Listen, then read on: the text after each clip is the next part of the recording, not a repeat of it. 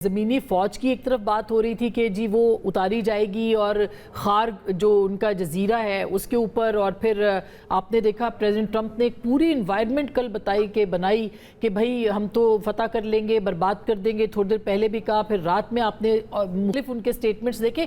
आपको क्या लगता है, ज़मीनी फ़ौज की तैयारी सिर्फ धमकी की हद तक है या वाकई ईरान के ख़िलाफ़ जो है वो अमरीका जा सकता है इस हद तक? बहुत शुक्रिया आसमान शाही साहबा, आपने इनवाइट किया। देखिए, अमेरिका तो धमकी तो हम कई महीनों से सुन रहे हैं। दिसंबर से जब तक मिलिट्री डिप्लॉयमेंट शुरू हुई थी, धमकियां शुरू हो गई थी और एक रिजॉल्व नजर आता था अमेरिका का। अमेरिका के सदर ने ईरान को ये थ्रेट किया था कि आपके लिए तबाही का जो मुकद्दर है वो आपका लिखा जा चुका है, एक फर्क है सिर्फ वो टाइम का है और टाइम मेरे हाथ में है। वहां से धमकियां शुरू की थी उन्होंने। और अब ये जो 32-33 दिन जंग को हो गए, दुनिया गवाह है, ये तारीख का हिस्सा बन चुकी है। जहां तक पोस्टरिंग का जिक्र कर रही हैं आप, अमेरिकन प्रेसिडेंट कह रहे हैं कि मैं आ रहा हूं और अभी 82 एविएशन ब्रिगेड ला देंगे, एयरबोर्न ब्रिगेड आ जाएगा। तो आई थिंक आपके व्यूअर्स के लिए मैं ये अर्ज करता चलूं कि पहले मैं क्विकली कंपैरिजन करता चलता हूं कि ये कितना आसान या कितना चैलेंजिंग होगा अमेरिका के लिए। हम्म। ईरान जो है वो 4 गुना इराक से बड़ा है। और हम्म। इराक की जब 2003 की जंग हुई थी, सद्दाम हुसैन के खिलाफ जो ऑपरेशन हुआ था, तो उस पर 48 दिन तक अमेरिका ने बमबारी की थी, जबकि मोस्टली इराक की एयरफोर्स ना होने की नहीं, ऑलमोस्ट जीरो थी और ये नो फ्लाई जोन था कई सालों से और महीनों तक बरकरार रहा था। उसके बाद उन्होंने 48 दिन बमबारी की थी। हम्म। उस मुल्क पर बमबारी की थी जिसका तकरीबन सारा इलाका डेजर्ट है, उसमें टेरेन्स नहीं है, पहाड़ नहीं है। ईरान 4 गुना बड़ा है, इसका 50% पहाड़ या अनइवन सरफेस है। इसको एडवांटेज है टेरेन की, छुपने के लिए, हाइडिंग के लिए, टनल्स बनाने के लिए, और ऑब्वियसली अमेरिका को लॉजिस्टिक के लिए बहुत मुश्किल पेश आएगी। ये जब कहना होता है, एक और बड़ी इंपॉर्टेंट चीज होती है कि जब आप ड्रॉप करते हैं तो आपको ऑब्जेक्टिव क्लियर करने होते हैं कि आप ट्रूप्स उतारेंगे तो क्या करेंगे। वो कोई हम्म। आपने वीडियो बनाकर किसी चैनल पर तो रिलीज नहीं करनी कि हम लैंड कर गए, वो कर सकते हैं बिल्कुल। लेकिन उसके बाद आपने, जब आपने लैंड करना होता है, पहले सर्वाइव करना होता है, जबकि इसमें पॉपुलेशन बड़ी हॉस्टाइल है। ऑल्दो सुन्नी पॉपुलेशन है, फर्ज किया कारक की मैं मिसाल देता हूँ आइलैंड के ऊपर, तो वहां बेशक सुन्नी हो लेकिन अभी तक लॉयल हैं अपनी हुकूमत के। जब उतारेंगे तो उनको रीऑर्गेनाइज, रीग्रुपिंग करके उन्होंने अपने आप को सस्टेन करना होता है। हम्म। सस्टेन करने के लिए अमेरिका ने उनको सपोर्ट करना है लॉजिस्टिक के पॉइंट ऑफ व्यू से। सपोर्ट कैसे करेंगे? एयरबोर्न पब्लिक एफर्ट कितनी देंगे, राशन कैसे ड्रॉप करेंगे, कम्युनिकेशन कैसे करेंगे, वेपन्स कैसे करेंगे, इंटेलिजेंस इंफॉर्मेशन कितनी एक्यूरेट जल्दी से देंगे कि कहां कहां ईरानी सेगमेंट छुपे हुए हैं जो इनको इन पर फायर कर सकते हैं। एक ये बड़ी इंपॉर्टेंट बात है। हम्म। दूसरा इंपॉर्टेंट ये है कि खारक जैसे आइलैंड या किसी और पर उतर भी जाते हैं तो उसके बाद उतरने का मकसद ये होता है कि इसको वॉर बूटी के तौर पे बार्गेन करना होता है कि हमारे हाथ में ये आ गया है, अब हम आपके खिलाफ ये बार्गेन यूज करना चाहते हैं। फॉर एग्जांपल, हाइपोथेटिकली कि आप स्टेट ऑफ हॉर्मोज खोलें, तब हम खारक खाली कर देंगे। हम्म। आया इतना कंट्रोल कर सकेंगे? एक और हम्म। टारगेट ऑफ अपॉर्चुनिटी ईरान को मिल जा। दस सही। हजार के करीब ट्रूप्स होंगे इनके। मैं आपको एक्सप्लेन कर देता हूँ। हाँ। इसको कहते हैं मैरीटाइम एक्सपीडिशनरी यूनिट। इस वक्त 2 मौजूद हैं इस एरिया में जिनकी तादाद है 5,000, अदर देन 40 to 50,000 ट्रूप्स जो इस एरिया में हैं। ठीक। 5,000 MEUs है जो स्पेशल फोर्सेज जिसको हम कह लें। फिर हम्म। ये जो 82 एक ब्रिगेड कह रहे हैं, इसके अपने 5,000 है क्योंकि कमांड सेंटर के साथ ही आ रहे हैं। 10,000 लोग अगर आप एक ड्रॉप कर देते हैं आप खारग आइलैंड या किसी पर, तो वो इटसेल्फ एक बहुत बड़ा पोटेंशियल टारगेट होगा। नंबर हम्म। वन।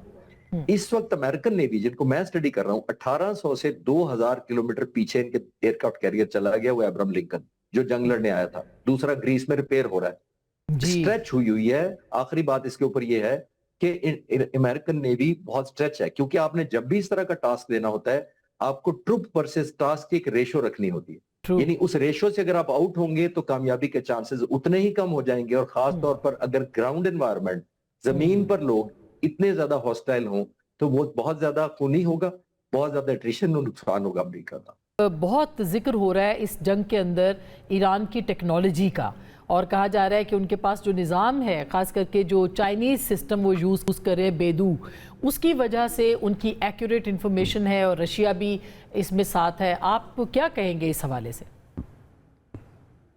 मिसास में देखिए, जब बॉम्बिंग करनी होती है तो एक तो आपको इनिशियल वेक्टर या इनिशियल कोऑर्डिनेट्स या उसकी लोकेशन चाहिए होती है जिस पर ईरान ने जाहिर है हमला किया है। जो मैं पैटर्न फॉलो कर पाया हूँ, जून 2025 वाली जो उनकी जंग थी और अभी जो हो रही है 7-8 महीने के दौरान, वो बड़ी इंप्रूवमेंट है। वो 2 वजह से बड़ी इंप्रूवमेंट है। चाइना ने जो हेल्प की है वो तो पहले की है जाहिर है, लेकिन इनके जो अपने वेपन्स हैं वो बहुत ज्यादा अपग्रेड किए हैं इन्होंने। एक तो उनकी, इनके पास प्रिसीजन गाइडेंस सिस्टम नए हैं। नंबर 2 इन्होंने बैकअप मोड बहुत रखे हैं जो मिसाइल ये इसराइल पर फेंक रहे हैं। नंबर 1 जैसे मैंने कहा सैटेलाइट से लेते हैं, जीपीएस और वेदू भी उसमें शामिल है। दूसरा एक स्टेलर नेविगेशन होती है जो सितारों की मदद से की जाती है, दुनिया में कोई उसको जैम नहीं कर सकता क्योंकि वो स्टार्स की मदद से होती है। और नंबर 3 होती है, इसको हम कहते हैं INS, इनर्शियल नेविगेशन सिस्टम, जो बिल्ट इन होती है, वो बाहर की इलेक्ट्रॉनिक्स या जैमिंग का कोई ताल्लुक नहीं होता। तो 3 इनके पास नंबर 1 है। जो मोस्ट इंपॉर्टेंट है, जिसकी तरफ आप इशारा कर रही हैं कि बहुत एक्यूरेट है, इन्होंने इसराइल के बहुत सारे टारगेट इंतहाई एक्यूरेसी से किए हैं, और जो नहीं एक्यूरेसी या पूरा डैमेज नहीं हुआ पार्शल, उनको मैंने फॉलो किया है, इन्होंने रिपीट किए हैं। रिपीट करने में मुझे ईरान को मदद नजर आ रही है, चाइना की भी और रशिया की भी, क्योंकि मैं अक्सर कहता हूं कि जब हम फाइटर पायलट जब बॉम्ब गिराते हैं तो हम उसी दिन छुट्टी नहीं कर सकते जब हम अपना बॉम्ब डैमेज असेसमेंट ना कर लें। इसको हम BDA कहते हैं। BDA का मतलब है कि जितने बॉम्ब फेंके मेरे कितने % टारगेट पर लगे। तो जाहिर है इतना बड़ा मिशन जब एक मुल्क कर रहा है तो उसको भी एंड ऑफ द डे या एंड ऑफ द मिशन उसको कैलकुलेट करना होता है कि सक्सेस % क्या है। तो मेरा ख्याल ये है कि इसको फीडबैक या कमेंट बैक जो मिल रहा है सैटेलाइट के थ्रू, बेदू के थ्रू और दूसरी सोर्सेज से, वो बहुत पिन पॉइंट है। वो हेल्प ये कर रहा है कि कितने % डिस्ट्रक्शन हुई है और कहाँ रिविजिट करने की जरूरत है इनके मिसाइल्स को या क्रूज वेपन्स को। तो आई थिंक वो बहुत ज्यादा एक्यूरेसी ने उसे बढ़ाया है। अच्छा जॉन, आपको क्या लगता है कि ये जो शर्त आई है अपना हुर्मुज़ खोलने से और जंग बंदी से मशरूत जो इसको किया है, ईरान इसके लिए तैयार हो सकता है? मिस आसमान, नहीं, मेरा नहीं ख्याल कि ईरान इसके लिए तैयार ना वो है, जाहिर कर दिया है, और ना वो हो सकता है मेरे ख्याल में। क्योंकि देखें, at the end of the day इतने सालों 40 साल से ज़ायद इनके ऊपर सैंक्शंस भी लगी, इन्होंने स्ट्रेट ऑफ हॉर्मुज़ को कुछ नहीं किया, जबकि इनका जो चोक पॉइंट है स्ट्रेट ऑफ हॉर्मुज़ का, वो पैसेज वे इनकी मैरीटाइम बाउंड्री के अंदर आता है, और पनामा कनाल, बॉस्फोरस और सुइस कनाल, इन सब के अंदर जो है वो चार्जेस देते हैं। ईरान ने ऐसा नहीं किया, तो परमानेंटली आई थिंक अब ये मामला जो है उन्होंने डिसाइड कर लिया कि ओमान और ईरान इस चीज़ को जो है वो डिसाइड करेंगे कि इसका क्या किया जाए। जहाँ तक बात रहती है अगर किसी को खुलवाना है तो ईरान तो यही कहता है कि आ जाएं, मोस्ट वेलकम, आप खुलवा लें अगर आपको खुलवाना है। लेकिन पहले देखिए स्ट्रेट ऑफ हॉर्मुज़ खुला हुआ था, कोई ज़रूरत नहीं थी इस जंग की, और अब जो है ईरान ने जो डैमेजेस, अब अगर नोट करें इसके अंदर जो पैसे लिए जाएंगे स्ट्रेट ऑफ हॉर्मुज़ के पैसेज में, उसमें डेवलपमेंट कॉस्ट ऐड की गई है। तो ईरान जो है जो नुकसान हुआ है उसको गेन करेगा through the passage of the straight of Hormuz. तो इस चीज़ के ऊपर ईरान ना राजी नज़र आ रहा है, और मुझे लग रहा है कि क्योंकि ये लोग ईरान के अंदर तस्वुर ये है कि ये जंग जीत रहे हैं इस वक्त, तो आई थिंक ये इसके ऊपर कॉम्प्रोमाइज़ नहीं करेंगे। ऑल्दो प्रेशर बहुत ज़्यादा है, बिल्कुल सही बात है, लेकिन आई डोंट थिंक इस चीज़ के ऊपर वो कॉम्प्रोमाइज़ करेंगे। ये मोहम्मद अली साहब, अब ये ज़ाहिर है कि एक खाका बन गया है। एक तरफ प्रेसिडेंट ट्रंप है जो कि कर रहे हैं, अपनी धमकियां दे रहे हैं, दूसरी तरफ बीजिंग का अलामिया है।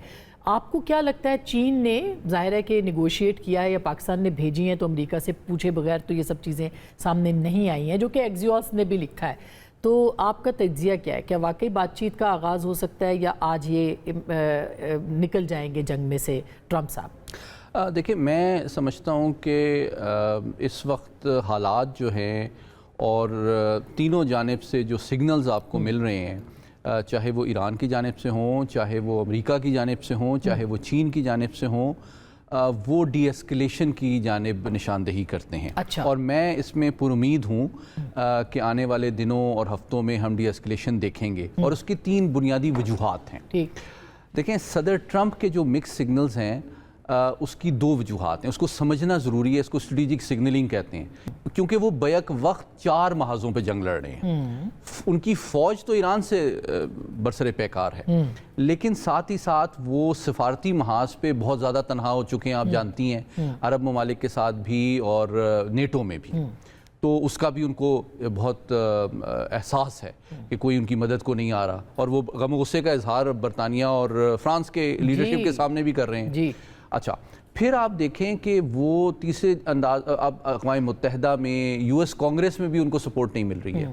चौथी, उनको अपने मुल्क के अंदर भी राय आमा में बहुत तब्दीली आ रही है। बिल्कुल ठीक है, तो उनको एक सियासी लीडर के तौर पे आप समझें कि उनको अंदाज़ा हो रहा है कि 1 महीने के अंदर मैंने सियासी तौर पे इस जंग में बहुत बड़ी कीमत अदा की है। और इस लिहाज से जब जो वो मिक्स सिग्नलिंग करते हैं, जब वो थ्रेट डालते हैं تو وہ ظاہری بات ہے وہ اپنی عوام کو بھی بتا رہے ہیں کہ میں اسٹرانگ ہوں. وہ خالی اس کا ٹارگٹ آڈینس تہران نہیں ہوتا, اس کو ایکسپلین کرنا ضروری ہے. اچھا, دوسری جانب جب وہ بات کر رہے ہیں کہ وہ کہتے ہیں, ان کا وزیر دفاع کہتا ہے یا ان کا وزیر خارجہ کہتا ہے کہ ہم بہت قریب پہنچ چکے ہیں, 2 سے 3 ہفتے میں جنگ ختم ہو چکی ہے, تو یہ سگنل ایران کو نہیں ہو رہا ہوتا, وہ اپنی پبلک کو, وہ چائنا کو بھی سگنل کر رہے ہیں. کیوں؟ کیونکہ انہوں نے اگلے مہینے چائنا جانا ہے, اور چائنا, میں آپ کو یقین دلاتا ہوں, وہ ان کو یہ میسج اگر کنوے نہیں کیا گیا تو کر دیا جائے گا کہ جناب آپ یہ جنگ ختم کر کے ہی آئیں تو کوئی مفید گفتگو ہو سکتی ہے. یہ تو نہیں ہو سکتا کہ یہ 2 سے 3 ہفتوں کی بات, اسی لیے کیونکہ اب انہوں نے 4-5 ہفتے کے بعد اگر چائنا جانا ہے تو وہ یہ تو نہیں ہو سکتا یہ جنگ کو چھوڑ کے وہ ادھر چلے جائیں. تو دیکھیں اب وہ چائنا جانا ان کے لیے, امریکہ کے لیے, ٹرمپ کے لیے کیا اہمیت رکھتا ہے. وہ اگر اس جنگ میں جیت جاتے ہیں, اپنے اہداف حاصل کر لیتے ہیں, تو وہ ایک وکٹر کے طور پہ چائنا جائیں گے کہ ہم نے اب آپ کو آئسولیٹ کر دیا, اب آپ میری بات سنیں اور میری ٹرمز پہ نیگوشیٹ کریں ورلڈ آرڈر کو. لیکن اب چائنا کے لیے یہ جنگ جو ہے ایک انڈائریکٹ وارفیئر ہے. دیکھیں انٹیلیجنس, ٹارگٹ انفارمیشن, یہ ساری چائنا اور روس سے ایران کو پہنچ رہی ہے.